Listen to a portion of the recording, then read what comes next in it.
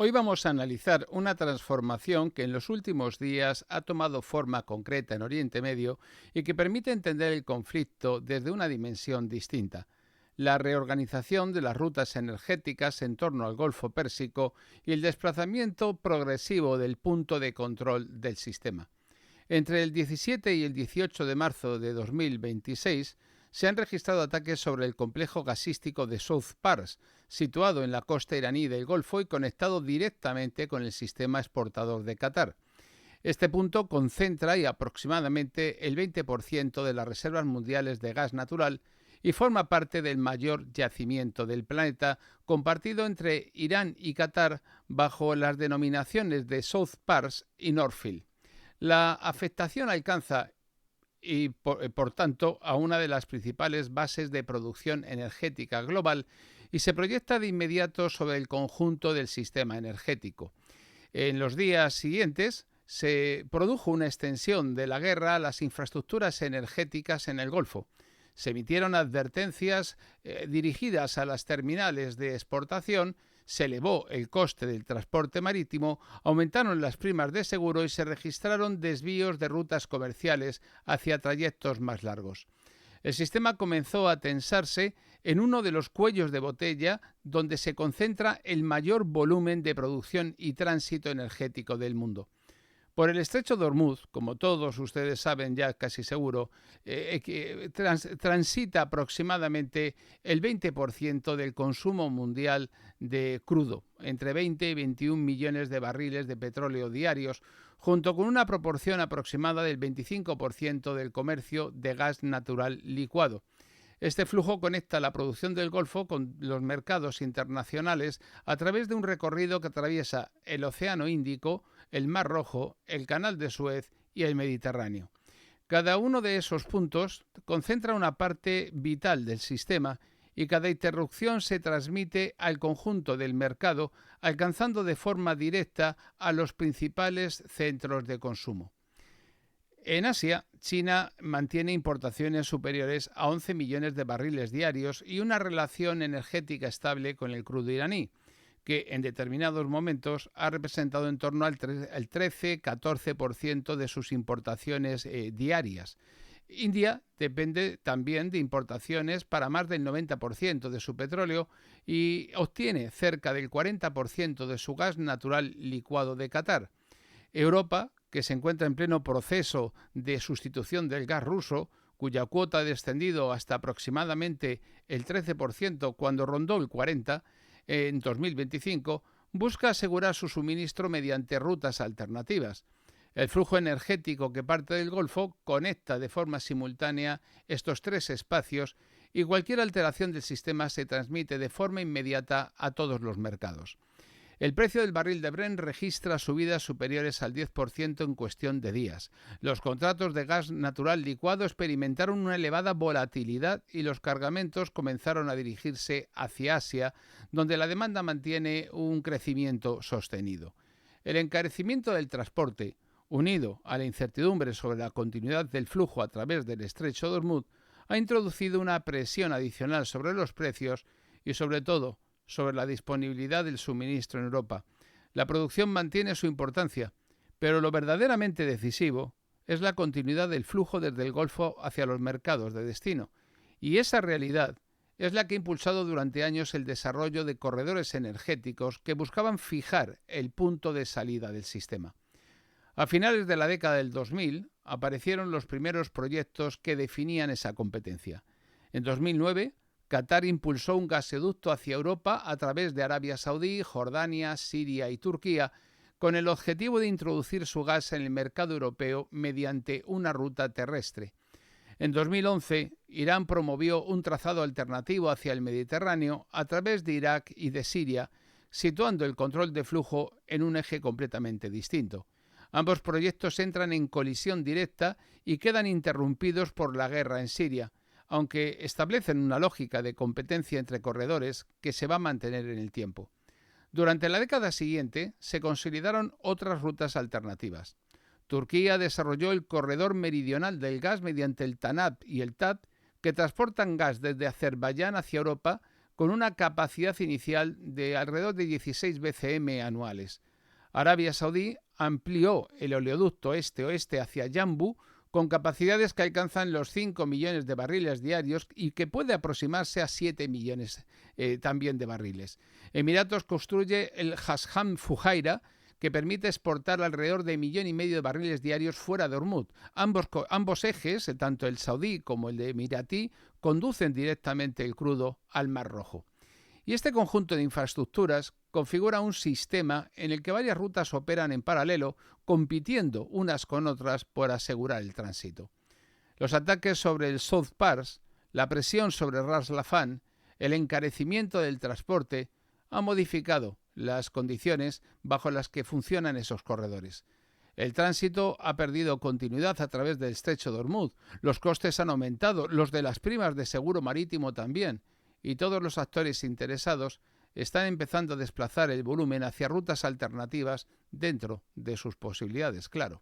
Las declaraciones de Benjamín Netanyahu alrededor de la posibilidad de articular un corredor de petróleo y de gas desde el Golfo al Mediterráneo a través del eje entre el Mar Rojo en Eilat hasta Ascalón en el Mediterráneo, un poquito más arriba de la antigua Franja de Gaza, que está operativo desde 1968 y que tiene 254 kilómetros de longitud y una capacidad de almacenamiento superior a 20 millones de barriles, introduce una base material sobre la que puede proyectarse esa opción.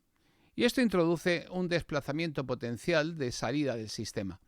El control ha dejado de concentrarse exclusivamente en el estrecho de Hormuz y en el Golfo y se va desplazando hacia un eje que conecta el Mar Rojo con el Mediterráneo Oriental a través de Israel. Y ese movimiento afecta de forma directa a la posición de los actores implicados en el sistema energético, redefiniendo la competencia entre los distintos corredores. Hoy analizamos el funcionamiento de los corredores energéticos, sus puntos de vulnerabilidad, la competencia entre rutas y el impacto en la guerra de este conjunto. Y esto explica el sentido de las recientes declaraciones de Netanyahu sobre la conveniencia de utilizar ese eje israelí después de la guerra. Y evidentemente esto mueve la dirección del sistema energético y quién sabe si también las razones de la guerra. Vamos a verlo.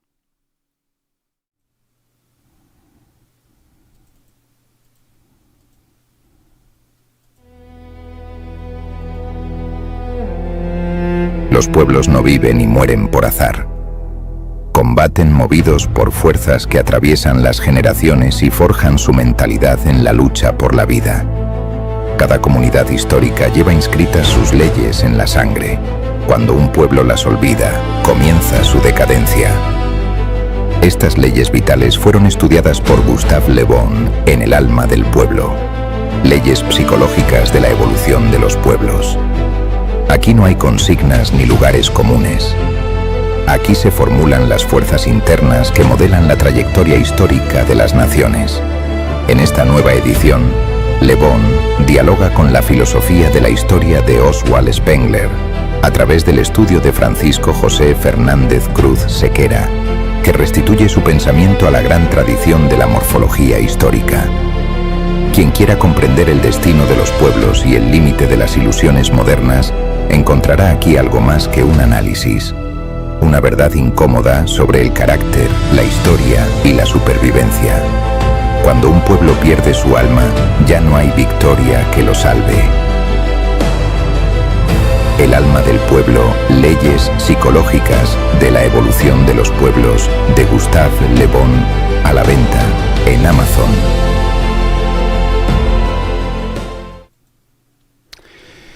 Pues bueno, hoy vamos a tener que hacer uso de varios mapas para facilitar la comprensión del programa y de la cuestión que nos ocupa, porque si no, no lo vamos a entender bien.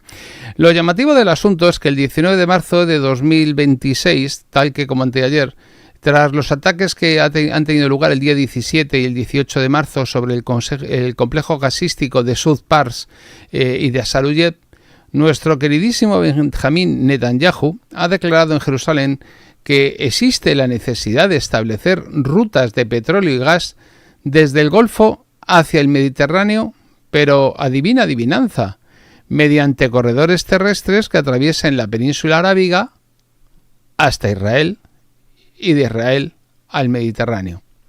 Esto tiene consecuencias geopolíticas y de poder y de modificación del equilibrio de poder en Oriente Medio que no son para despreciar, sino que son muy dignas de ser tenidas en cuenta.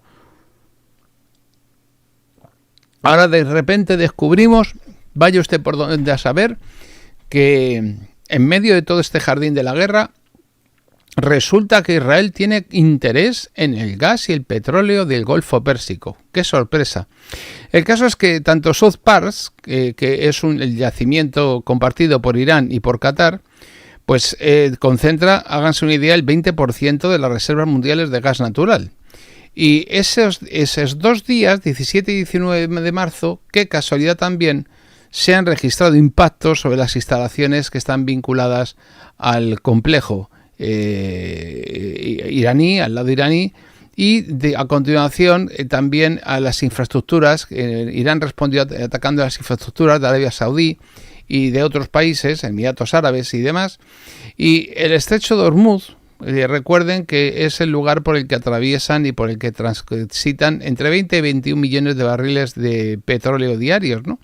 Es decir, cerca del 20-25% del comercio mundial de gas natural licuado, y que se han disparado las primas de riesgo del transporte marítimo y los desvíos que han tenido lugar en el tráfico durante precisamente estos mismos días.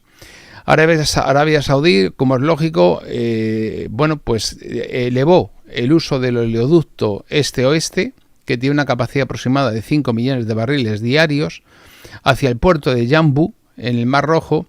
Emiratos Árabes Unidos mantiene las exportaciones a través del oleoducto Hassan-Fujairak, que tiene una capacidad aproximada de 1,5 millones de barriles y que están ambos fuera del paso de Hormuz. Eso eleva la cifra a 6,5 millones de barriles diarios. Y el complejo de Ras Laffan, en Qatar, es el principal punto de extracción de gas natural, bueno, de licuafacción, no lo diré. Bueno, de origen del gas natural licuado por parte de Qatar, que ha quedado bajo riesgo operativo, licuefacción. Bien, pues Israel desde 1968 opera un sistema que es el sistema Eilat-Ashkelon, que es una conexión interesante directa entre el Mar Rojo y el Mar Mediterráneo. Tiene aproximadamente unos 254 kilómetros. Básicamente lo que se pretende o lo que se ha hecho ha sido rodear toda la península arábiga, desde el Golfo Pérsico, pasando por el estrecho de Hormuz, el estrecho de Bab el-Mandeb, para luego llegar hasta Ascalón y desde Ascalón pues dirigirse cruzando Israel hasta el mar Mediterráneo. Total 254 kilómetros que tienen una capacidad de almacenamiento, este sistema de Eilat-Ashkelon, de aproximadamente 20 millones de barriles, y cuyo único eje físico es lo que permite trasladar el crudo entre ambos mares sin pasar ni por Hormuz ni por el canal de Suez, como vamos a ver ahora. Directamente se toman los dos oleoductos de tanto de, no lo diré, vaya, estoy hoy torpe, de Arabia Saudí como de Emiratos, que desembocan en el, como digo, que van a dar lugar al Mar Rojo, y del Mar Rojo suben a Eilat, y de Eilat a Ascalón sin necesidad de pasar ni por Hormuz ni por la puerta de los hutíes. Por lo tanto, en este caso lo que nos encontramos que está en disputa es el control de las rutas, de los nudos energéticos y de los cuellos de botella, y sobre todo la posibilidad de salir al Mediterráneo y por lo tanto al mercado europeo. El sistema energético del Golfo depende por lo tanto de dos pasos que concentran el mayor tránsito mundial: Hormuz y Bab el-Mandeb. Curiosamente, en ambos lugares hay chiitas. Bueno, pues como verán ustedes, eso no es una buena noticia para según qué potencias, y evidentemente de lo que se trata es de buscar alternativas que eviten ambos puntos geográficos. Eso es lo que se pretende. De tal manera que tanto el crudo como el gas natural licuado puedan dirigirse hacia una salida que sustraiga el control que tienen pues en los países, determinados países, por decirlo así. Aproximadamente a través del canal de Suez con el Mediterráneo transitan alrededor de 6 millones de barriles diarios entre crudo y productos refinados. Para que nos hagamos una idea, este es el sistema de exportación. Lo que se busca con esto es crear un sistema de exportación de hidrocarburos que recorra el menor número de estrechos y de puntos sensibles, y para ello, como Qatar canaliza su producción desde Ras Laffan, y Arabia Saudí dispone de una salida adicional hacia el Mar Rojo en este oleoducto este-oeste, pues como les digo, y Emiratos Árabes Unidos también, qué casualidad que el país que ha sido atacado esta semana no es ni Emiratos Árabes Unidos ni lo es Arabia Saudí, es Qatar. Porque Qatar no tiene ninguno de esos gasoductos o oleoductos y lo que hace es transitar directamente por Hormuz y por lo tanto de momento sigue fuera de ese esquema de Eilat Ascalón. El viaje, esta es para que se haga una idea, estos serían digamos los flujos habituales que evidentemente sitúan dos cuellos de botella críticos. Y ahora imagínense ustedes que directamente lo que hacen es subir desde Arabia Saudí hasta Eilat por mar. Esto le permite, como les digo, recorrer océano Mar Rojo y del Mar Rojo pasar directamente al Mediterráneo sin necesidad de tocar el Índico, ni de tocar el estrecho de Hormuz, ni del Bab el Mandeb. Claro, luego también hay otras alternativas aún más interesantes si caben, porque son aquellas que permiten desviar el flujo no solamente hacia el Mar Rojo, sino que, como veremos, nos podrían permitir establecer conexiones de tipo terrestre. Por eso es importante tener en cuenta los distintos actores geopolíticos y corredores que se encuentran en competencia en la región, que no son pocos. En 2009, Qatar impulsó un proyecto de gasoducto desde el North Field hacia Europa a través de Arabia Saudí, de Jordania, que aquí tengo que retroceder, de Jordania, de Siria y de Turquía. El objetivo consistía en introducir gas del Golfo Pérsico en el mercado europeo sin necesidad de recurrir al transporte marítimo. Y sin depender del suministro ruso. Dos cuestiones esenciales. Y eso reforzaba el papel de Turquía como un lugar de tránsito energético hacia Europa y ofrecía una alternativa directa al gas ruso en un momento en el que la relación entre la Unión Europea y Rusia comenzaba a deteriorarse después de aquel discurso de 2008 de Putin en la OCDE, el famoso discurso de Múnich, y en este momento además la Unión Europea estaba importando de Rusia más del 30% del gas. En 2011 Irán lo que hizo fue plantear una alternativa a esta posibilidad. Llegó a un acuerdo con Irak y con Siria para transportar gas desde la salida de South Pars, la misma bolsa de gas, una sale por Qatar, Arabia Saudí, Israel, y la otra saldría por Irán, a continuación Irak, Siria, para transportar todo ese gas hasta la costa mediterránea siria. Qué casualidad que son dos países ya hechos polvo, que no queda nada, son coincidencias. Y evidentemente este planteamiento que tenía Irán sacaba de la ecuación tanto obviamente a su competidor estratégico chiita e israelí, por un lado, como al competidor turco, que eso era un punto a favor para Irán. Y además también prescindía del papel de Arabia Saudí.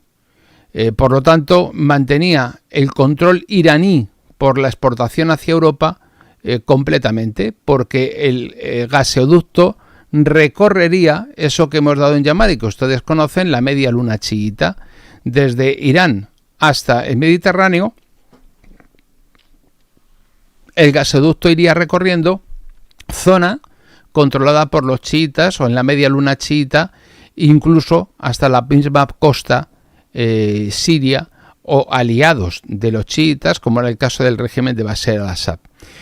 Claro, esto ocurre en 2011, este planteamiento, y vemos que hay una coincidencia temporal de los dos proyectos, por un lado, del proyecto iraní y del proyecto que se plantea Qatar, de sacar su lado de esta bolsa de gas. Uno es Irán y el otro es Qatar, el mismo gas para vendérselo a Europa, distintos proveedores. No está mal. De repente, cuando se plantea esta posibilidad, una casualidad del destino, porque seguramente no fue otra cosa, si alguien piensa mal, seguramente es porque es un mal pensado, pues según se plantean en 2011 estos dos proyectos equivalentes que compiten entre sí, claro, lógicamente el proyecto iraní necesita el paso por Siria. En el paso por Siria están los rusos. Y además de estar los rusos en la base de Tartus y en la base de Latakia, está Bashar al-Assad. O sea, que a ver si lo entendemos. Que esto lo van a tener ahí los rusos, la familia de Bashar al-Assad, el régimen del basista, y los iraníes no salen las cuentas. Y entonces de repente comienza la guerra civil siria en 2011. Pero seguramente fue fruto de la casualidad. Esto no quiere decir nada. Si ustedes piensan otra cosa es porque ustedes son gente retorcida y malvada. Claro, la guerra en Siria lo que hizo fue bloquear los dos desarrollos. Es decir, aquí si no jugamos todos, ya no juega nadie. Así de sencillo. Claro, la cosa empieza la guerra y nos vamos a 2013. Y en 2013, Turquía, que estaba allí comiendo palomitas, viendo cómo la dejaban fuera de la jugada, pues consolida su posición a través del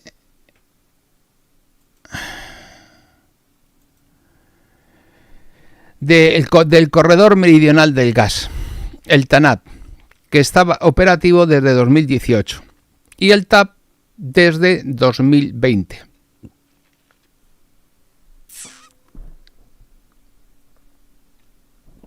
Si ustedes se dan cuenta, aquí lo que hacen es sacar el gas de Azerbaiyán, pasarlo por Turquía, llevarlo hasta el Mediterráneo y de esa manera directamente se encuentran que aunque tienen una capacidad inicial de 16 BCM anuales, pero que se puede ampliar hasta 30, que eso está por debajo del volumen de gas natural licuado exportado por Qatar, que supera las 75 millones de toneladas anuales, que es equivalente a unos 100 BCM. Es decir, estamos hablando de aproximadamente más del triple. Lógicamente, la ventaja que tiene el corredor turco es que elimina el tránsito marítimo y reduce cualquier exposición a las interrupciones del Golfo. Pero ya tenemos 3 proyectos. Y todos son excluyentes entre sí y todos tienen gente, un único cliente, la Europa desarrollada, pero 3 proveedores distintos que compiten entre sí por quedarse con el mercado. Claro, Arabia Saudí y Emiratos Árabes Unidos dicen, vamos a ver, tenemos que crear una ruta que nos permita sustraernos a la influencia de nuestro enemigo iraní y por lo tanto del estrecho de Hormuz. Y es cuando hacen los oleoductos, el oleoducto saudí este-oeste, con los 5 millones que les he dicho, y el mismo de Hassan Fujairah, que para Emiratos Árabes Unidos, que es el que hemos dicho antes, de 1,5 millones de barriles diarios. Claro, si tú esto lo sitúas fuera del control del estrecho de Hormuz, oye, tú ya tienes ahí garantizadas unas ventas y tienes además una salida alternativa. Claro, te queda un problema. Tienes que pasar por el estrecho de Suez, tienes que pagar, tienes que salir. Bueno, pues ahí, mientras vemos todo esto, Israel sigue manteniendo operativa esa infraestructura que ya hemos visto. Permítanme que volvamos a ella.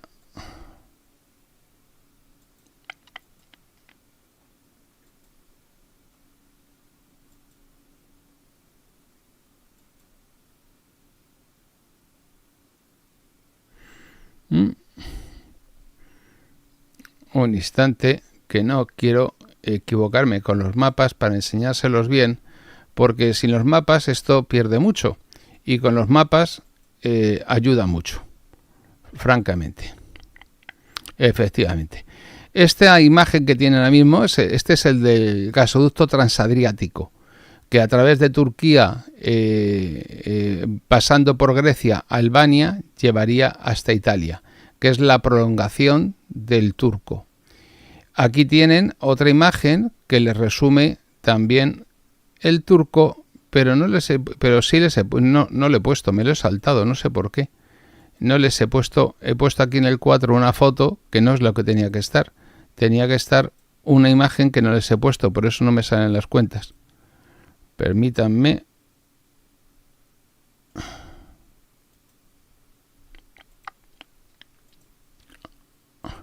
Ahora sí. Yo digo, si es que no la veo.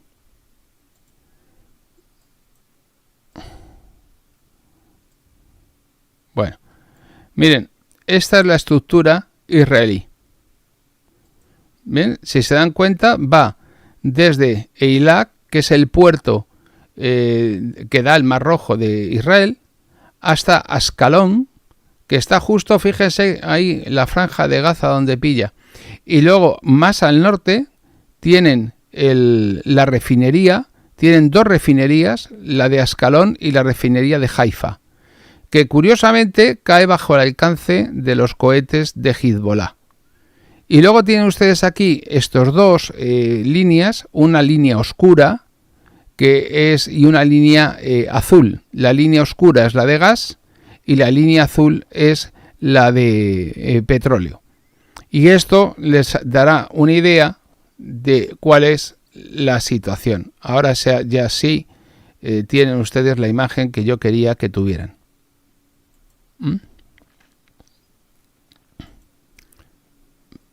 Permítanme que volvemos donde estábamos.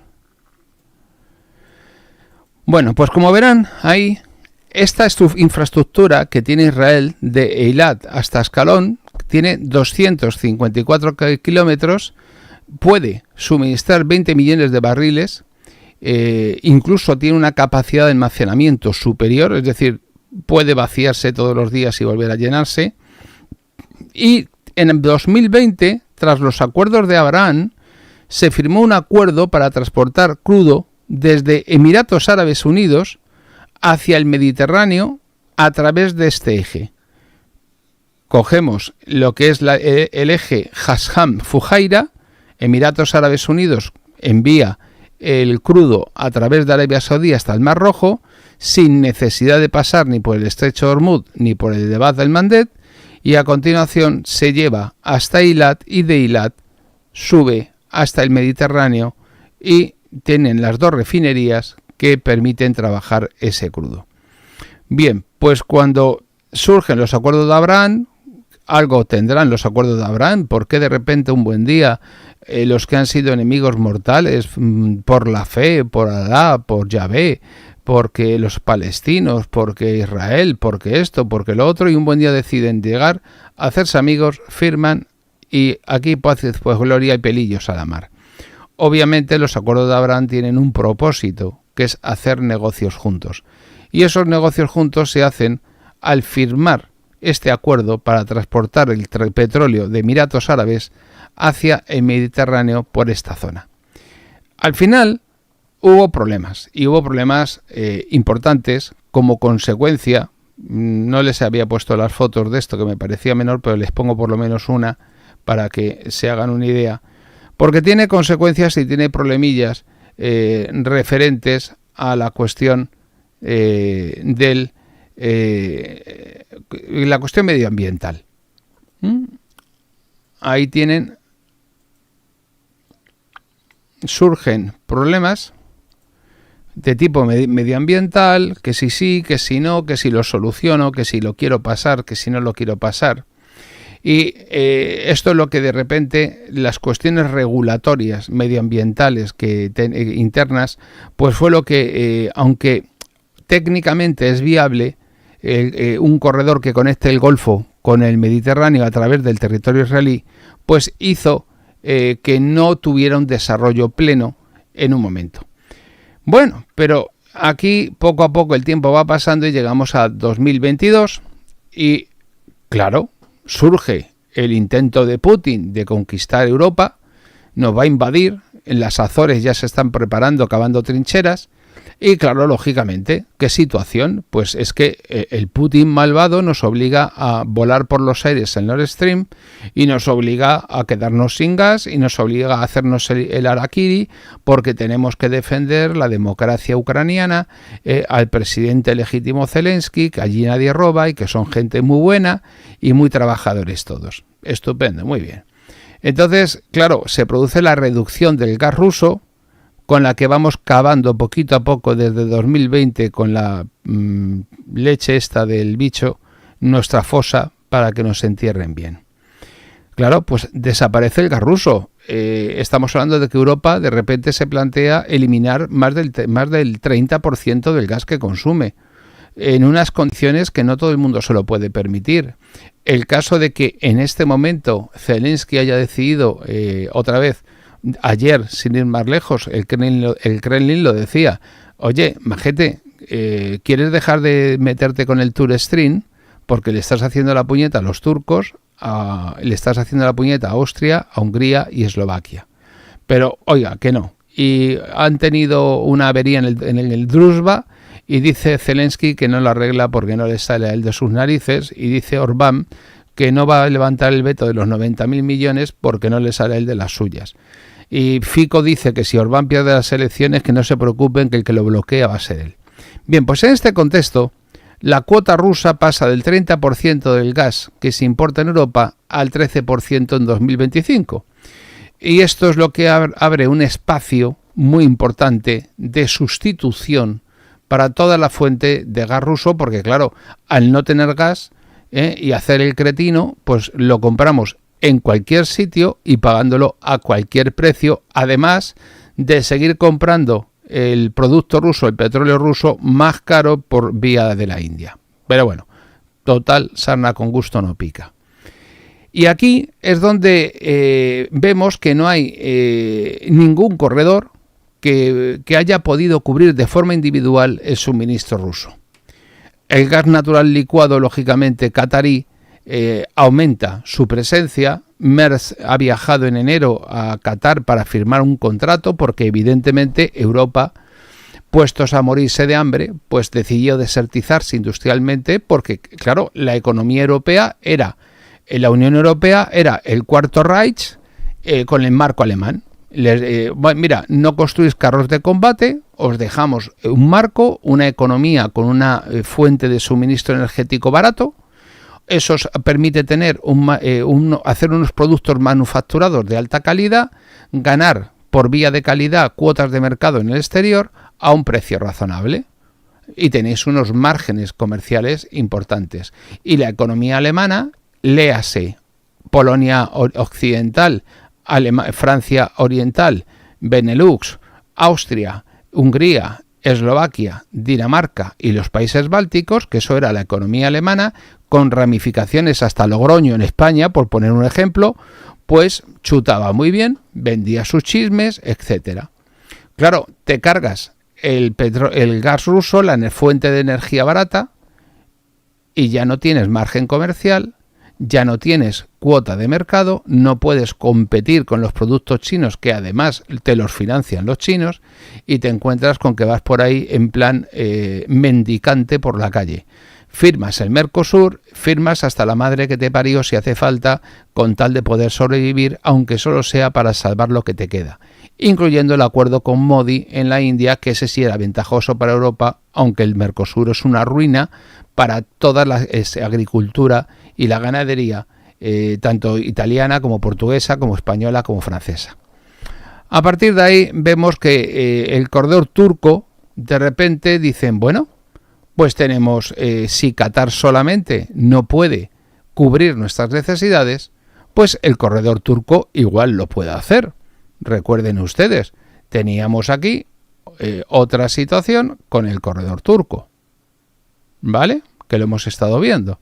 Oiga, pues parece una buena solución porque cogemos el corredor turco y complementa las compras que hacemos de gas natural licuado, más las compras que le hacemos a los cataríes, y de repente el Mediterráneo oriental empieza a tener una importancia que no tenía. Funcionando el Nord Stream y funcionando como funcionaban los gasoductos desde Rusia, incluido el Druzhba, incluido todos los que han ido cerrando, pues el Tour Stream tenía una relevancia menor. Y por supuesto el resto ni planteártelo, ¿no? Porque en precio los rusos competían muy bien. Claro, aquí ¿qué ocurre? Que de repente Europa se encuentra con que tiene no un proveedor barato, sino que tiene diversidad de precios y diversidad de suministros, porque tiene gas natural licuado a un precio altísimo que importa de distintos lugares. Bueno, el precio altísimo del de Estados Unidos, y luego va importando de donde puede, como puede, y tiene que estar buscando permanentemente fuentes de suministro. Ahí Pedro Sánchez dice, mira, todo el mundo se hace pipí en la piscina, ¿verdad? Pues yo desde el trampolín, en lugar nada de estar en el agua para que la gente no se dé cuenta. Yo saco allí el pitillo y lo hago en la piscina. Y se carga el suministro de gas argelino a España, ¿vale? Y entonces los argelinos dicen, pues te van a dar a ti lo que yo te diga, y le empiezan a vender el gas a Italia a través del gasoducto que llega a Austria. Fantástico, estupendo. Y luego todavía hay algún descerebrado que vota a este tipo, ¿vale? Un intelectual. Bueno, pues esta es la situación de Europa. Europa tiene varias rutas que compiten entre sí por cubrir una demanda muy importante, y que lo más curioso es superior a la capacidad conjunta de todos los proveedores. Y así nos plantamos en la feliz ocurrencia de marzo de 2020, de 28 de febrero de 2026, de decir, acabo de escuchar a Wagner, pues voy a invadir Polonia.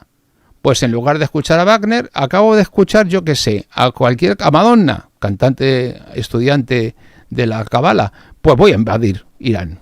Y empiezan la guerra en Irán, y ya que estamos en esto de la guerra, pues porque, claro, es que se nos van acabando las cosas que podemos bombardear, y como ya no tienen defensas, que ya les estamos tirando bombas tontas con las palomillas esas para hacer las guiadas y hacer las listas, estudias, les dan clases particulares a las bombas, pues atacan el día 17 y el día 19 el yacimiento, es decir, la salida iraní del yacimiento del Golfo Pérsico, el South Pars, y esto supone perder alrededor del 17% de la capacidad exportadora de gas natural licuado de Qatar. Porque les recuerdo que la división del yacimiento de gas es puramente jurídica, es una misma unidad geológica.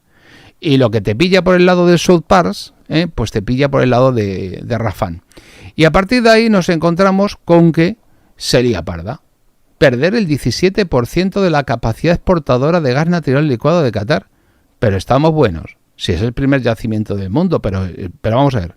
¿Sabemos lo que estamos haciendo? Bueno, esto introduce una alteración brutal en el equilibrio de consumo y de exportación que había. Si ya de por sí era caro y vamos complicados, ahora ya no le cuento. Bueno, pues ahí aparece nuestro artista Modi, el indio. Porque, claro, la India, economía en expansión, obtiene aproximadamente el 40% de su gas natural licuado de Qatar. Y China importa más de 11 millones de barriles diarios de gas natural licuado de gas natural licuado iraní. Con lo cual, dices, ¡ostras! Entonces nos cargamos el estrecho de Hormuz y además bombardeamos el yacimiento. Le hacemos la puñeta en el mismo lote a la India y a China. Y claro, a partir de ahí, toda esta situación es lo que hace que esta competencia por los corredores energéticos deje de ser exclusivamente de interés europeo, para pasar a ser una cuestión que afecta simultáneamente a Europa entera y a Asia.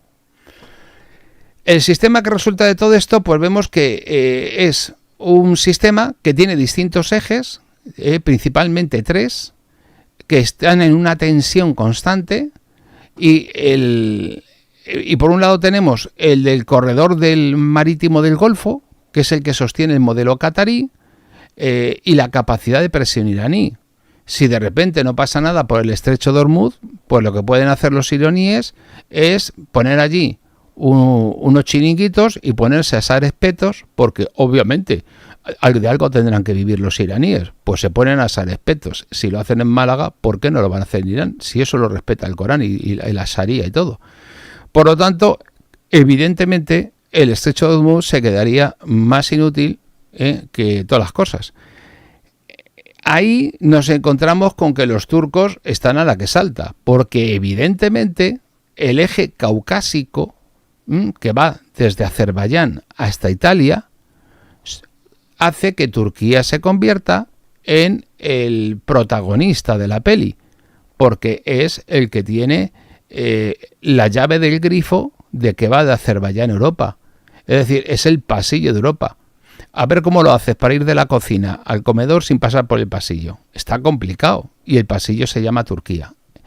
Por lo tanto, vemos que los bypass, esos dos ejes, este-oeste de Arabia Saudí y de Emiratos Árabes Unidos, lo que hacen es reducir la vulnerabilidad de estos dos países respecto de Turquía, pero obviamente tienen ahí quien se convierte en el pasillo que va de la cocina al salón es Israel.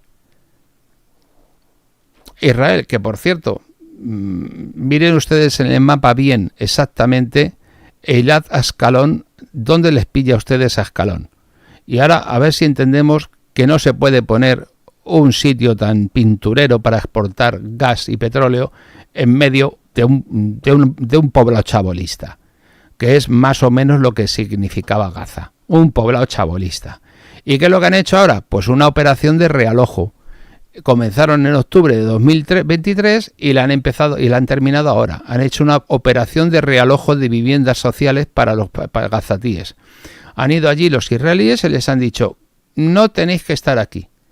Yo os veo que os sienta muy mal el sol y aquí en la playa no os viene bien. Os vais a ir un poquito más para abajo, que ahí pega menos el sol en Lorenzo y os va a venir mejor. Y los han achuchado para abajo por algún motivo.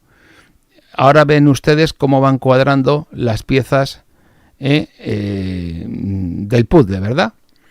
Claro, la extensión de este corredor terrestre saudí de Emiratos Árabes Unidos hacia Israel, pues es lo que modifica el equilibrio. Bien, por lo tanto, en este momento, cada desplazamiento de la ruta, ¿de acuerdo? ¿Por dónde queremos llevar el gas a Europa? Irán, Irak, Siria, Europa, Turquía, Grecia, Albania, Italia, o saudíes, Emiratos Árabes Unidos, Mar Rojo, Israel, Europa. Bueno, cuidado, Siria y Europa. A ver, ¿por dónde queremos ir? Porque dependiendo de por dónde queramos llevarlo, la llave de paso la tiene uno. No es lo mismo tenerla a los turcos que tenerla a Israel. Y evidentemente, ¿qué significa esto? Que en función de cómo se desplace en la ruta del gas, se desplaza también el equilibrio de poder. Se reduce el tránsito por Hormuz, con lo cual se debilita completamente la posición iraní, algo que le parece muy bien a todo el mundo, a Israel, a Turquía y a los saudíes. Pero claro, trasladar el flujo al Mediterráneo refuerza Israel. Si mantenemos el eje caucásico, reforzamos a Turquía. Y preservar el modelo marítimo es lo que sostiene el modelo de Qatar. ¡Qué casualidad! Pues le han caído las bombas a Qatar. Qué curioso, ¿verdad? Y aquí es donde se fijan dos cosas. Se fija la competencia que existe, fija el sistema energético y el flujo que va a tener, y fija quién va a tener el poder y quién se va a llevar el beneficio. Creo que la explicación que les acabo de dar, si hay alguna persona que no la entienda, yo le repito lo que haga falta, pero más o menos no me ha salido tan mal, y que con los mapas nos han ayudado mucho. Entonces, claro, nos encontramos ahora con que hay una guerra en Irán. Oiga, pues qué casualidad. Se les organiza una guerra civil en Siria en 2011, se les organiza una guerra con Irán, pero si habían dicho los iraníes, no, el programa nuclear, las armas de destrucción masiva, pero si no tienen, y además han dicho que no impulsan el proyecto. Da igual. Esta gente no te puedes fiar de ellos, que son persas y regateándonos. Un mercado persa. Esto es como un mercado persa. ¿No has oído el dicho? Pues no te fíes. Y además tienen misiles. Ya, pero vamos a ver, si esto se puede negociar. Uy. ¿Cómo te estás poniendo tú con la negociación? Te estás viniendo arriba, ¿eh? Te me estás viniendo arriba en pleno Ramadán. Yo esto no lo veo. ¡Pum! Guerra. 28 de febrero, leña. Y sale este señor tan amable, que es Benjamín Netanyahu, de una honradez acrisolada, y nos dice: cuidado, que yo no he tenido ningún interés en convencer a Trump a ir a la guerra, que a ver quién le convence, que menudo es. Jope, mira. Y nos lo dice en el periódico ahí, porque, como dicen en México, nos va a ver la cara. Es decir, se nos está poniendo cara de idiotas a los demás, y le decimos: venga, vale, chaval, más convencido.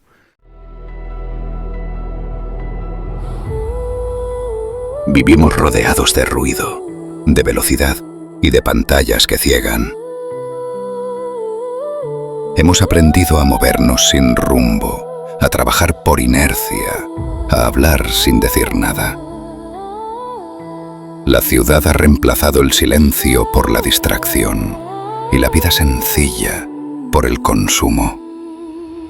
El hombre se ha vuelto una sombra que corre detrás de una meta que ya no existe. Hace un siglo, Alexis Carrel lo advirtió. El progreso ha hecho al hombre poderoso, pero no sabio ni feliz.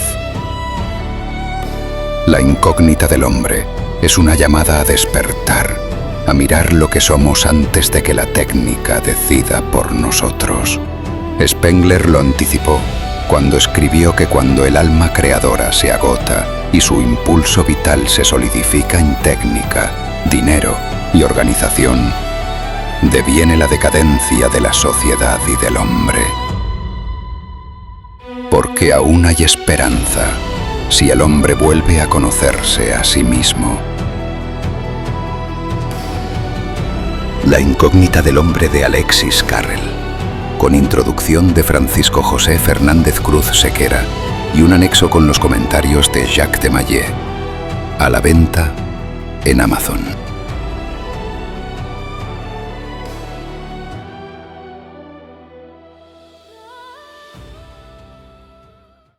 Bueno, pues a continuación, claro, ya que te pones a hacer una guerra y que te pones a bombardear, pues bombardeas bien. Y claro, ¿qué es lo que haces? Bombardeas a los cataríes y les sacudes. Y le echas la culpa a los iraníes. Y luego sale una nota de los iraníes diciendo: pero si nosotros no hemos sido. ¡Qué mentirosos, terroristas, que patrocináis el terrorismo y no queréis reconocerlo! ¡Qué mala gente! No tenéis ética ni moral ni principios. No como nosotros, que hemos organizado una operación de realojo de viviendas sociales en Gaza y nos está quedando súper bien. Es más, fíjate, si quieres te dejo el catálogo con el resort que vamos a organizar en el Gaza Resort, con el Consejo de la Paz, con un par. Bueno, pues claro, le zumban el gasoducto, porque es el mismo yacimiento, le zumban a Qatar y le zumban a Irán. Y evidentemente se cargan parte de la producción iraní, y se cargan a la base del sistema exportador qatarí, lo que introduce evidentemente un cambio en la ecuación del sistema gasístico del planeta. del planeta, porque ya puestos a ser israelíes y ya puestos a hacer las cosas, no vamos a andar haciendo aquí una guerrita de regional de andar por casa. No, hombre, no. Pues ya que nos ponemos, nos hacemos así una cosa como planetaria, que quede para la historia. Ahí quedó, que dicen en Semana Santa en Sevilla, cuando dejan el paso. Ahí quedó. Pues eso, ahí quedó.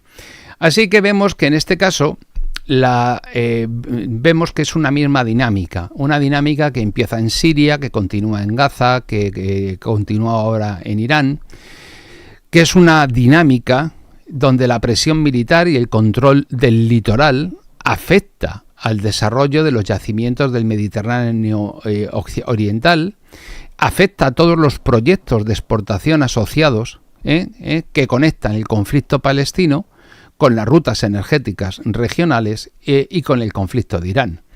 Y algunos piensan que la guerra es porque las mujeres llevan pañuelo. Si es que son muy malos los iraníes, les han puesto pañuelo a las mujeres. Y además ya no hacen topless en la playa, no como aquí. Que aquí estamos en plenas libertades. Nunca hay nada mejor para entretener a los bobos que darle una explicación simple, que no sencilla, a una cuestión compleja. Y además esto no lo van a explicar en la tele. Entonces, claro, automáticamente Teherán emite advertencias dirigidas a las infraestructuras energéticas saudíes y de Emiratos Árabes Unidos. Es decir, me voy a acordar de vuestra santa madre. Si me volvéis a tocar la llave de paso o un tornillo de la tubería del gas, no os voy a dejar uno sano. Porque si creéis que nos vais a fundir a los cataríes y a nosotros para sacar vosotros lo vuestro, lo lleváis claro. Y los israelíes que se lo vayan atando a un dedo. Literalmente y traducido al cristiano, para que se nos entienda aquí en un canal de YouTube, que no necesitamos ser académicos, yo creo que lo están entendiendo todos ustedes bastante bien. Entonces, directamente les dicen, vamos a ver, que os fundimos vuestras refinerías y os fundimos vuestras plantas de gas. Y a partir de ahí, claro, las plantas de licuefacción tienen un cuchillo así en la garganta, tanto de los saudíes como de Emiratos Árabes Unidos, porque resulta que son neutrales en la guerra.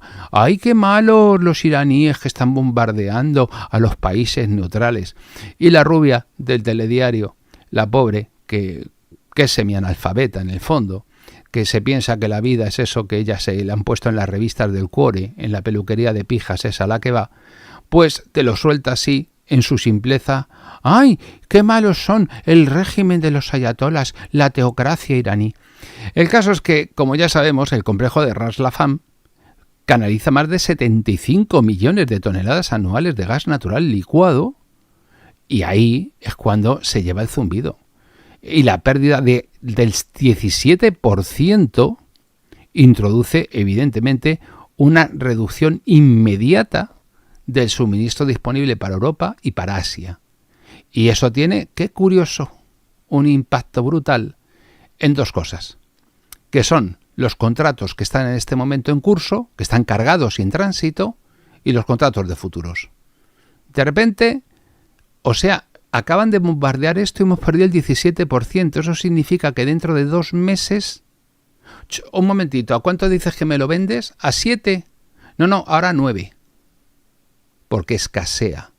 Y al descender la oferta, aumenta el precio.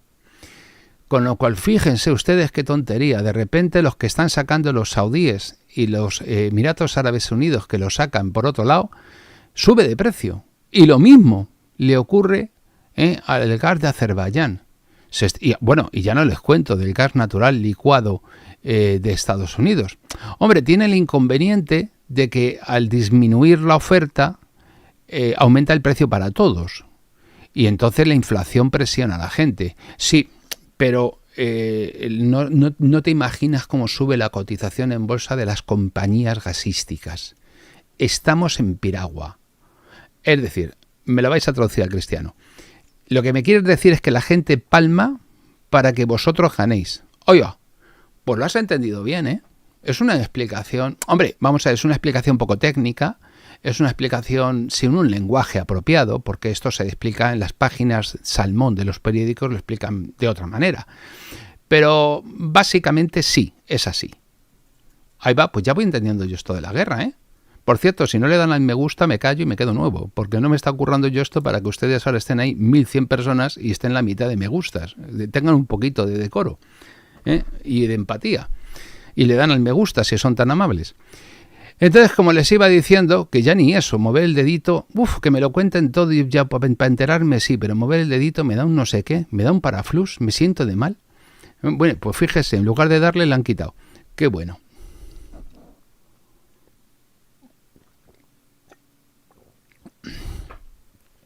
Cualquiera de estos cojo y en medio del directo voy, lo cierro, me callo y no vuelvo hasta el día siguiente. El que quiera saber que vaya al colegio. Verán cómo me hago famoso con eso y escarmienta alguno. El caso es que, claro, todo esto afecta de forma directa los contratos de suministro que tienen destinos europeos, como son tontamente, y asiáticos, como Italia, Bélgica, Corea del Sur, China, que se encuentran con recortes de consumo, con retrasos, con que tienen que renegociar los contratos, porque resulta que el barco metanero que va camino de Corea del Sur, a mitad de camino le dicen, oye, que no, que te tienes que ir para la India, que pagan más. Y los coreanos se suben a la palmera y no dejan un coco vivo. Que no, que te lo pago yo.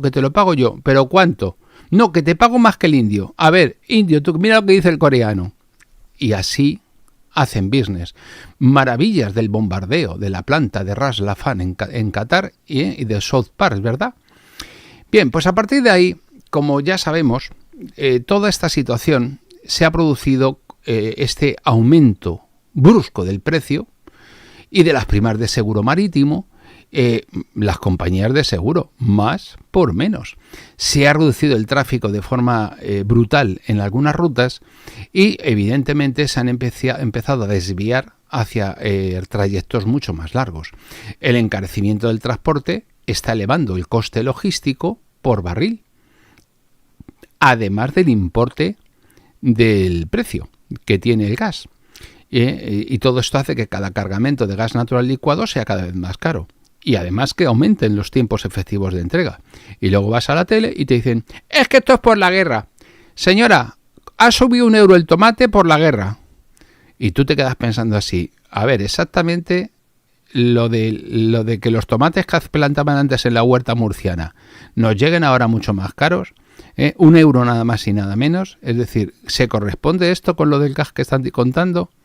Pero no teníamos trenes y energía nuclear. Ya, pero es que las centrales nucleares las hemos cerrado y los trenes, gracias a Ábalos, a Koldo, al Mandril, que a esta hora de ministro de Transportes, no funcionan. Es más, te roban más de 40 metros de vía para que la jueza no se entere de por qué se han matado 40 personas, ¿sabes? Ah, vaya. Bien, pues a partir de ahí, lógicamente, los productores del Golfo, obviamente, en cuanto han visto el percal de lo que ha pasado en Qatar, han dicho, esta es la nuestra.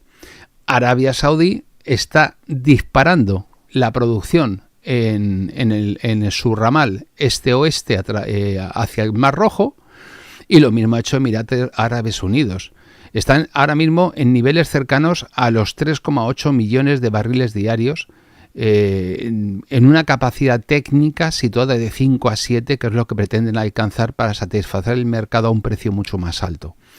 Y Emiratos Árabes Unidos mantiene en este momento a tope el eje Habshan-Fujairah, con cerca de 1,5 millones de barriles diarios fuera de Hormuz. Estas rutas, lógicamente, compensan, no compensan el volumen total del Golfo, pero el aumento de precios es espectacular. Y todo esto afecta al mercado. El Brent, el barril de Brent de petróleo, tiene subidas al 10% en pocos días. Yo quiero que el gobierno español, que son todos unos hijos de Satanás, les obliguen a las gasolineras a desglosar la estructura del precio. Es decir, nos han bajado un 10% los impuestos. Muy bien. Que digan del litro de gasolina, del precio del litro de gasolina, qué parte son impuestos. Y te darás cuenta que son unos ladrones manifiestos. Que el precio que tiene la energía en España no se debe solo al coste de su adquisición ni al coste de su distribución, sino a cómo, como saben que es una demanda línea de demanda que no es flexible, que no puedes decir mañana, pues dejo de respirar, pues dejo de comer, pues dejo de encender la luz, te crujen a impuestos. ¿Para qué? Pues para que la Yolanda Díaz, se nos vaya a los Óscar a gastarse 60.000 pavos junto con el séquito y la comitiva real, y 8.000 euros en su billete. Claro, yo les sugiero a ustedes que vayan a las fotos de la hemeroteca y vean a la Yoli, la gallega, cómo iba vestida cuando era comunista y se lo tenía que pagar ella. Y que vean ahora los modelitos que lleva, ahora que se los pagamos nosotros en el pisazo de 350 metros del ministerio a nuestra costa. Los comunistas, los obreros, que decían, los que defienden a los pobres, ahí estamos. Bien, pues como iba diciendo, en este momento el barril de Brent se ha disparado un 10% en pocos días y el gas natural licuado, claro, está en una situación de volatilidad total porque cada día que pasa no sabemos qué va a ocurrir, lo que se va a bombardear o qué. Espérate que a los hutíes no les dé ahora por sacudirle a los ejes este-oeste de saudíes o de Emiratos Árabes, que esa es otra, que están ahí y que están calentando en la banda para salir y como les dé por ponerse a jugar, igual te la lían y se cargan 7 millones de barriles diarios. Bueno, pues esto, ¿qué es lo que hace? Que toda esta situación se produce que cargamentos que iban hacia Asia ya no van hacia Asia porque se han dado la vuelta para ir a otro sitio. Y eso está desplazando volúmenes de carga que podían haber reforzado el abastecimiento europeo en plena fase de sustitución del gas ruso.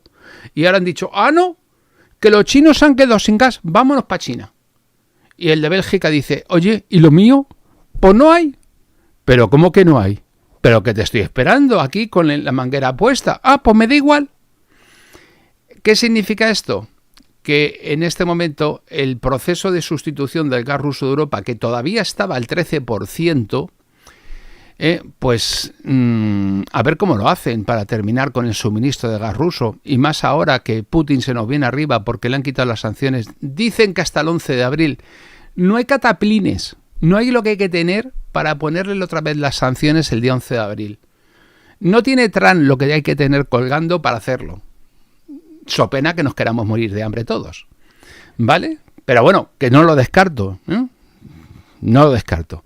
Y evidentemente ustedes calculen en la presión que tienen en este momento sobre todas las rutas alternativas que hay hacia el continente europeo. Es decir, ¿nos puede pasar algo más? Sí. Sí nos pueden pasar más cosas. Que el año que viene ganen las elecciones o no Pedro Sánchez y que siga en el gobierno. Esa sería una posibilidad. La peor. La que sigue como mala es la que gane el PP y llegue Feijóo.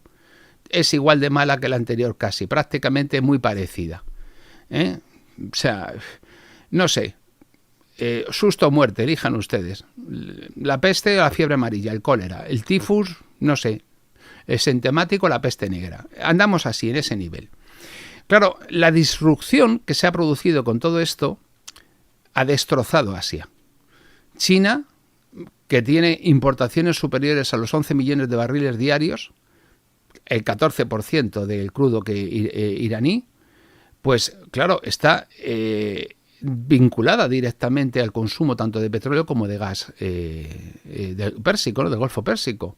La India importa más del 90% de su petróleo y tiene más del 40% del gas natural licuado de Qatar. Por cierto, Ras Laffan bombardeada. A ver qué están pensando en la India. No sé, la India siempre ha tenido fama de ser gente muy sufrida y tal. Cuando lo estaban allí los británicos y les pisaban el pescuezo y tal, pues a lo mejor tienen que volver a la bicicleta y en plan ese tipo de cosas, ¿no? Porque la India tiene una vulnerabilidad inmediata, una vulnerabilidad total respecto del gas catarí. China tiene mejor posición con el tema del crudo porque tiene entre 1.000 y 1.200 millones de barriles, de las 2/3 partes de las reservas mundiales, sobre todo porque se hinchó los 3 meses previos a la guerra a comprar crudo como si no hubiera un mañana. Y la gente decía, ¿y para qué lo querrán? ¿Y para qué lo querrán? Y los chinos estaban ahí, dale que te pegó, pim, pam, porque lo querían para esto, porque se la veían venir. Consecuencia, sobre los corredores, los 3 corredores energéticos básicos que hemos explicado. El turco, Azerbaiyán, Turquía, Grecia, Albania, Italia, Irán, Irak, Siria, Arabia Saudí, Emiratos Árabes Unidos, Eilat, Ascalón, Israel, al Mediterráneo. Bueno, pues evidentemente el efecto es desigual. El sistema marítimo del Golfo ha perdido toda la estabilidad y eso el modelo exportador basado en gas natural licuado desde el Golfo catarí ya no tiene ninguna seguridad porque está asociado por dos vías a Irán. Una, por la unidad geológica del yacimiento. 2, porque los iraníes están disparando ahí en el cruce como si no hubiera un mañana. Cada vez que pasa uno y no ha pedido permiso, no ha pagado, ¡pum!, la rean. Como José María el Tempranillo en Sierra Morena, te meten.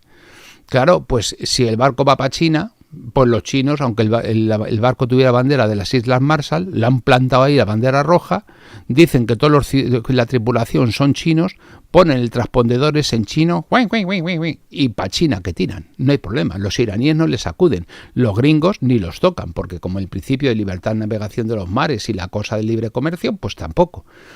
¿Quiénes son los que pringan? Pues todo el gas catarí que viene para Europa y para Occidente y para los países del lado de los buenos. Uy, qué situación. Evidentemente, el corredor caucásico que atraviesa Turquía se mantiene al margen del conflicto, pero sus posibilidades son muy limitadas. ¿Vale? Esto nos viene mejor. Pero sus posibilidades son muy limitadas. Da lo que da y la tubería no es más gorda. Por lo tanto, por ahí pasa lo que pasa. ¿Y no la tienen más grande la tubería? Otra, como es mi mujer. No, esto es lo que hay. Punto, fin. A partir de ahí, lógicamente, pues el bypass saudí y emiratí funciona así, hasta 7 millones, ni uno más. Y no sustituye el volumen global del Golfo porque a ver quién sustituye ahora el gas catarí. A ver con qué elemento. Bueno, pues por lo tanto vemos que todo esto afecta de manera diferente porque el eje marítimo del Golfo ha perdido continuidad. No se lo cree nadie. Oye, que te voy a mandar el barco para allá, pero tú estás seguro que el barco viene. Que sí, que sí. ¿Le has preguntado al iraní a ver qué dice? No, pero son buena gente. Llevan muchos años de vecinos, seguro que no dice nada. Las rutas terrestres y euroasiáticas, lógicamente, esas se mantienen activas, lógicamente, operativas, ¿no? Pero, evidentemente, se está intensificando la competencia directa entre los modelos de transporte energético. Y eso está acelerando el desplazamiento del sistema hacia las alternativas, lógicamente, menos expuestas al conflicto. Es decir, todo lo que tenga que ver con el Golfo Pérsico, con Israel, con Irán, con Arabia Saudí, con todo lo que lleve turbante por allí, la gente mejor no saber nada. Y esto, lógicamente, es lo que refuerza un país de la OTAN que supuestamente tiene la cláusula de artículo 5, que no se ha metido en demasiados jardines, salvo pegar de vez en cuando a los kurdos, que eso lo tienen allí como deporte. Te levantas el domingo, no sabes qué hacer, y en lugar de irte a jugar al pádel, pues le atacas a los kurdos. Bueno, pues de alguna manera eso refuerza de forma inmediata la competencia entre el corredor turco, respecto del TANAP y del TAP. Y esto es lo que hace muy atractiva cualquier salida terrestre que desemboque, qué curioso, en el Mediterráneo occidental. A ver si a ustedes les suena alguna. Les suena, ¿verdad? Por lo tanto, esta infraestructura, el sistema Eilat Ascalón, aparece como la única base física capaz de conectar el Mar Rojo con el Mediterráneo sin tránsito por Hormuz y sin pasar por el canal de Suez. 2% de las tasas del presupuesto de Producto Interior Bruto egipcio procede de las tasas del canal de Suez. Creo que en este momento los egipcios están jurando en todo lo que saben. En todo lo que saben. El Ramadán se lo han pasado purgando penas por lo que les van a hacer o les están haciendo. Porque claro, ni metaneros ni petroleros. Fin de la película. A partir de ahí, como verán, la posibilidad de extender este eje hacia el Golfo introduce pues un cambio en la estructura del propio sistema energético casi global. Reducir el tránsito por Hormuz evidentemente limita la capacidad de presión iraní, supone una pérdida parcial de la capacidad de Qatar, que debilita el modelo marítimo del gas natural licuado, y evidentemente el corredor turco se mantiene a lo suyo, pero es que claro, atacar Turquía, pues hombre, da como más reparo, ¿no? Porque como están en eso de la OTAN y tal. Entonces, cada corredor que está ganando continuidad y peso está desplazando a los otros. Y concretamente el que peor lo lleva es el de Irán. Irán, Irak, Siria y Palagua del Mediterráneo. ¿Resultado de todo este conflicto? Pues bien, este bombardeo del 17 y del 19 sobre South Parth y Asaluyeb, pues directamente lo que es un ataque no contra Irán, sino contra la capacidad exportadora catarí, y se han fundido el 17% del tirón. Han cambiado además los precios de las primas de seguro de marítimo, que las han disparado, encareciendo el producto catarí, y evidentemente han reducido la capacidad exportadora catarí, y han redireccionado los cargamentos hacia Asia, pues, y de esa manera también, de paso, ya le han devuelto la tarjeta de visita a los europeos por aquello de que no sé qué decían de Gaza, de la operación esta de realojo en viviendas sociales para la población gazatí. ¿Qué decíais? Que de Eurovisión, por cierto, me estabais diciendo que no queríais que fuéramos a Eurovisión porque no sé qué estábamos haciendo en Gaza. Uy. Yo os veo muy mal, ¿eh? Os veo muy descolocados. Creo que no estáis entendiendo bien la situación. Bueno, pues ahora la vamos a ir entendiendo un poquito mejor. Ya verán ustedes qué tipos de interés más monos nos van a dejar con la inflación a medida que siga subiendo el precio. El 4% de Euribor. Por si alguno tiene hipoteca, que se lo vaya pensando. Y, por cierto, y van ya han hecho ustedes echando cuentas a dónde van a ir de vacaciones. Me acuerdo que en mis tiempos decíamos al Parque Sindical, la piscina, que ahora llaman Club Deportivo Puerta de Hierro, que hizo el franquismo, la mayor piscina de Europa. Pues más de uno va a terminar en la piscina de la Lipa porque el Parque Sindical le va a pillar lejos. Así que, como vemos, la posición de Irán, pues evidentemente limita su estabilidad y también limita una cosa muy gorda.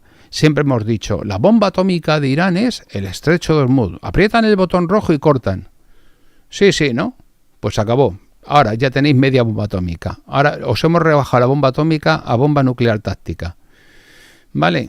¿Que te puedes seguir presionando? Sí, pero chiquitito, que no es lo mismo. Y a partir de ahí, pues esta ruta alternativa de Arabia Saudí y de Emiratos Árabes es lo que va a permitir mantener un flujo mediante los desvíos por el Mar Rojo y el Océano Índico.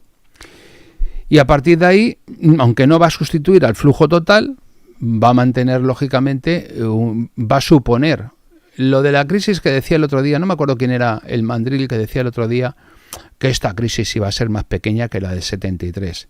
Oiga, pues en el 73 lo que cayó fue entre el 7 y el 9% la producción, y creo que ahora hablamos de otros números, Es decir, lo del 73 se va a quedar pequeño, y en aquella nos quedamos 15 años pensando por dónde nos había caído. Verán ustedes con esta película, conocen ustedes las latas de fabada de marca blanca, ¿verdad? No se fijen en las de marca, que no les va a llegar. Pues es lo que hay. Y evidentemente todo esto se extiende a los grandes consumidores. China, India. Esto significa un aumento de costes en la producción China-India, que a su vez son los principales proveedores de otros muchos países que tienen que elevar sus precios, que reduce su margen, y eso significa también pérdida de competitividad nuestra a la hora de comprar productos que van a estar más caros cuando nosotros encima experimentamos una reducción de nuestro poder adquisitivo. Por lo tanto, en este momento, como vemos, la conclusión es, con todo esto que ha pasado, ¿quién es el que ha ganado capacidad real? ¿Quién gana capacidad real entre estos tres chiringuitos que tienen organizados aquí estas criaturas? A ver.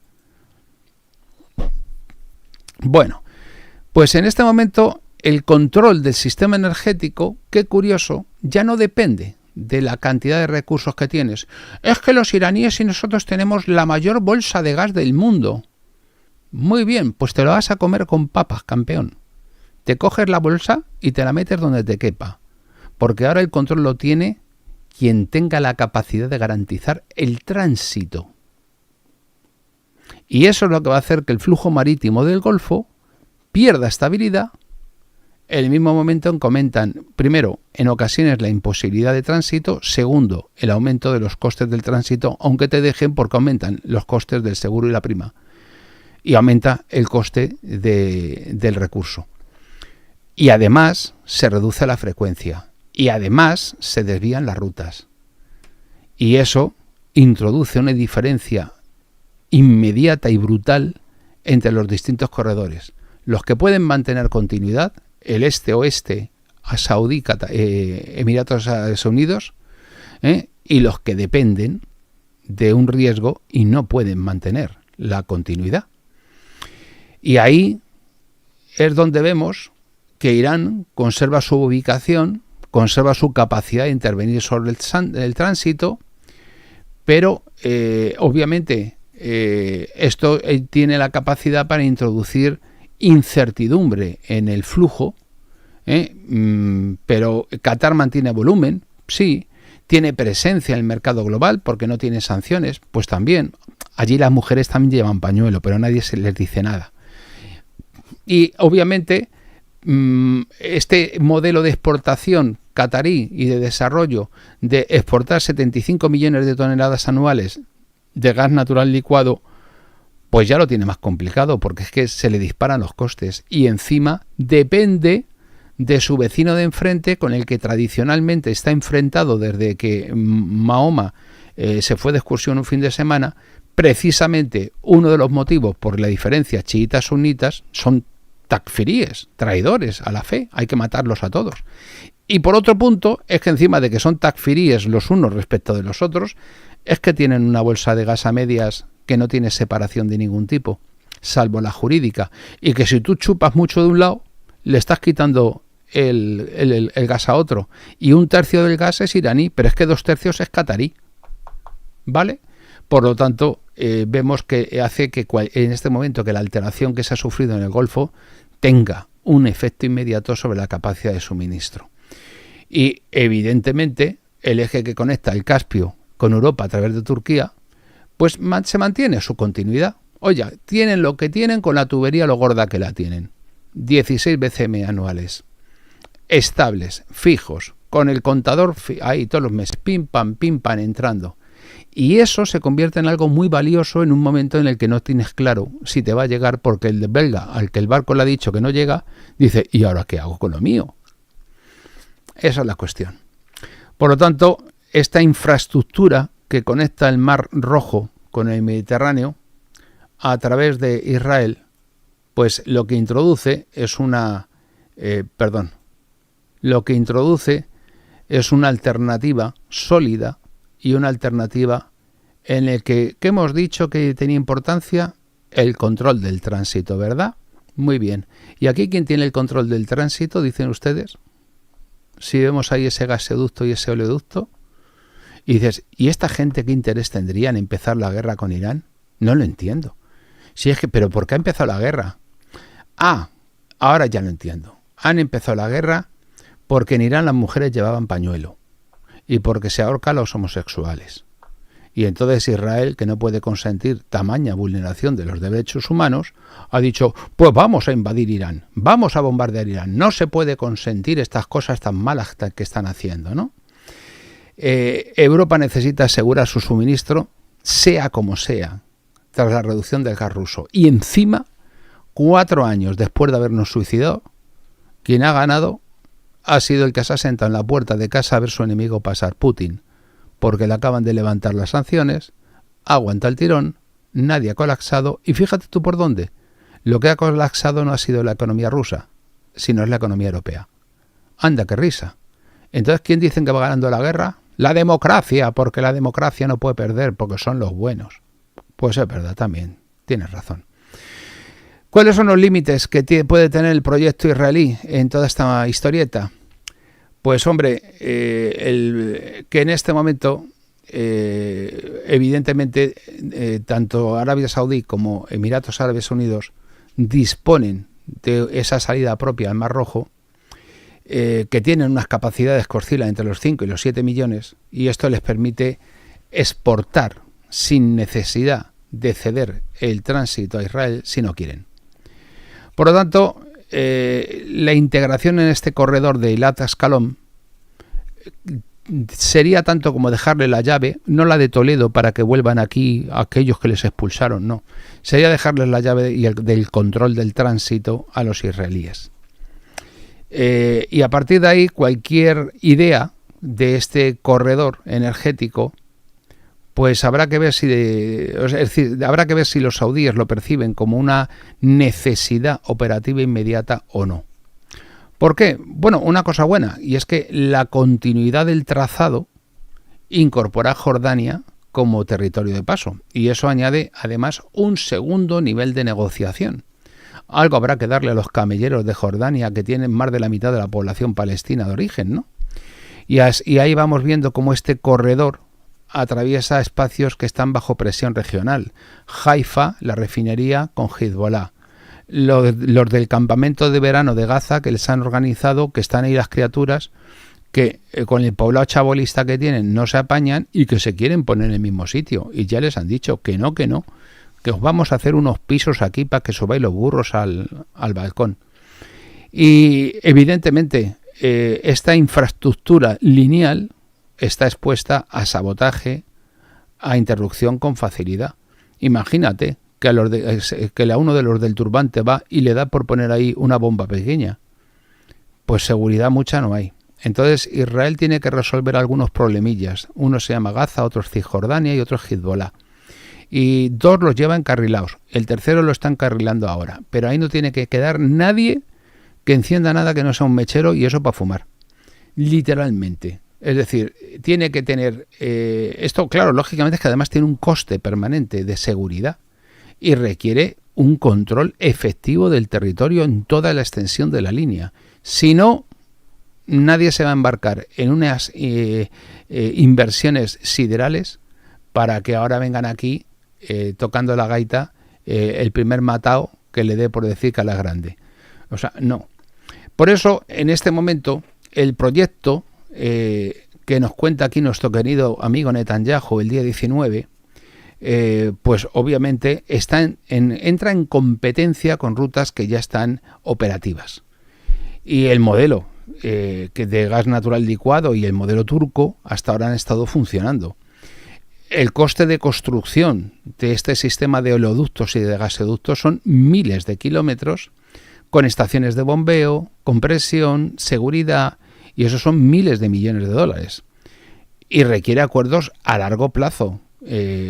Saudíes, Emiratos Árabes Unidos, jordanos, israelíes, para garantizar el uso continuado a través del tiempo. Si no, no te vas a arriesgar a hacer una inversión que no tenga retorno. Y la rentabilidad depende de forma inevitable de la estabilidad. Por eso la gente se pregunta, ¿y no van a hacer nada los saudíes con los de Gaza? Sí, fumigar es lo que van a hacer. 4 desarrapados ahí enredando con lo que estamos aquí montada de cuartos, de jugándonos. Hombre, no, por Dios. No, que se vayan a otro sitio. A ver, en España, Pedro Sánchez, ¿no tienes ahí tú en Castilla y León una densidad de población inferior a la del Sáhara? ¿No te cabrían 2 millones de palestinos por casualidad ahí en un hueco que tengas? Y probablemente busquen una solución contundente, suficiente, imaginativa. Y evidentemente luego hay otro temilla, y es que Europa en este momento necesita y compite con China y con India y con Corea del Sur y con todo el que pilla para ver lo que pillan, lo poco que queda. Es que nos estamos jugando el pan que se dice. Por lo tanto, la viabilidad del proyecto de Eilat Ascalón va a depender, primero, la base técnica existe, se puede hacer perfectamente. La decisión política la tiene Arabia Saudí. La continuidad territorial requiere acuerdos con Jordania. Y evidentemente la competencia con rutas ya consolidadas como la turca, pues hace que tenga un límite, porque también hay un tiempo de construcción que significa un decalaje en el negocio, ¿no? Por lo tanto, si Arabia Saudí quiere y decide integrarlo, Emiratos Árabes Unidos va detrás, y si la inestabilidad del Golfo se mantiene, pues probablemente Arabia Saudí se vea más inclinada a enfocar el proyecto. Siempre y cuando no se mantenga se mantenga la cuestión de los problemas del estrecho de Hormuz. Si Irán sigue presionando en el estrecho de Hormuz, que es lo que tiene como arma, pues probablemente incite a Arabia Saudí a impulsar el proyecto, y esa es la razón del ataque a Qatar, a la bolsa de gas.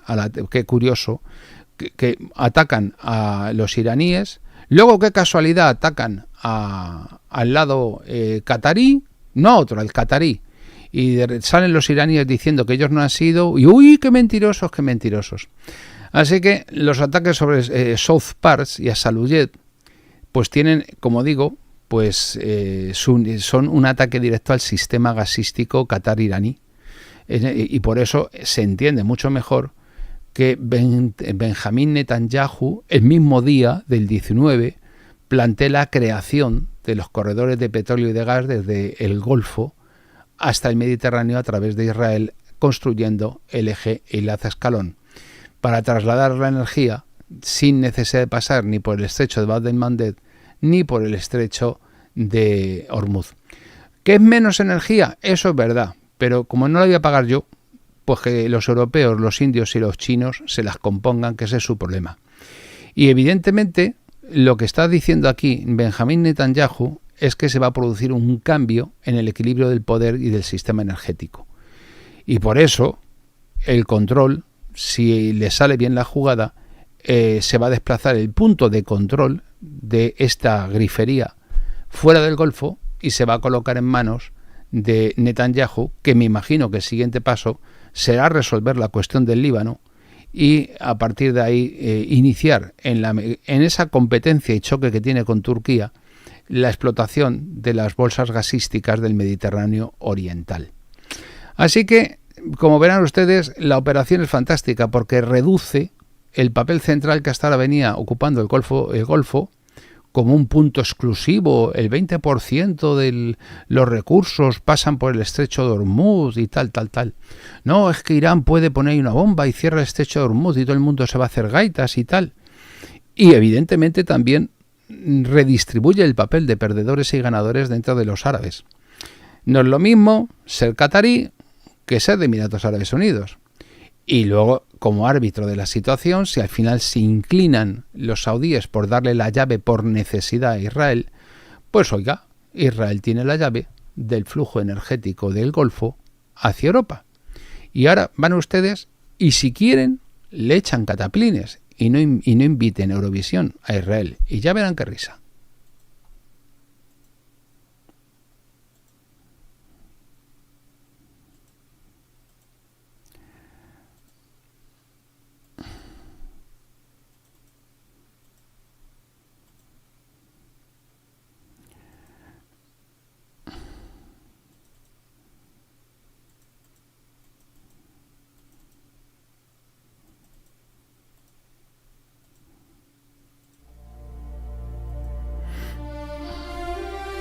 Un escritor que se negó a obedecer, un autor irreductible, hostil a las ficciones de su tiempo, enemigo del consenso y ajeno a toda moralización tranquilizadora. Pío Baroja no fue un liberal ejemplar, ni un demócrata edificante, ni un humanista de manual. Fue un rebelde, y por eso sigue siendo incómodo. Baroja atacó el parlamentarismo y la democracia, asumió el conflicto como condición permanente, despreció el igualitarismo, afirmó la desigualdad de las razas y señaló sin rodeos a la ciudad moderna, a las masas, a los anarquistas, a los comunistas y a los que siempre han manejado el dinero como las fuerzas de la disolución. sus coincidencias históricas con el nacionalsocialismo como fenómeno de su tiempo y con la obra de Spengler, leída de forma conflictiva, sin caricaturas ni filtros, forman parte del campo real en el que su pensamiento fue comprendido, combatido y discutido. Todo está ahí, en sus libros, en sus cartas, en sus palabras, ocultado por los que han hecho de Baroja un negocio. Ese Baroja es el verdadero, el que restituye Javier Nicolás a la cultura de nuestro tiempo, unitario, áspero, lúcido, sin concesiones, profundamente vasco, español y europeo. Un Baroja que fue fragmentado durante décadas, que aquí reaparece entero, con todas las aristas que lo hacen inaceptable para nuestra época. La Sociedad Spengleriana Española acompaña esta obra con un prólogo de Francisco José Fernández Cruz Sequera, que fija su valor en la recepción española de la obra de Spengler, devolviendo a Baroja al lugar que le corresponde en la crisis europea del siglo XX, sin corregirlo ni domesticarlo. Por eso Baroja sigue siendo un problema, y por eso debe ser leído hoy, para quienes prefieren la verdad a la paz. La rebeldía política de Pío Baroja, de Javier Nicolás, a la venta en Amazon.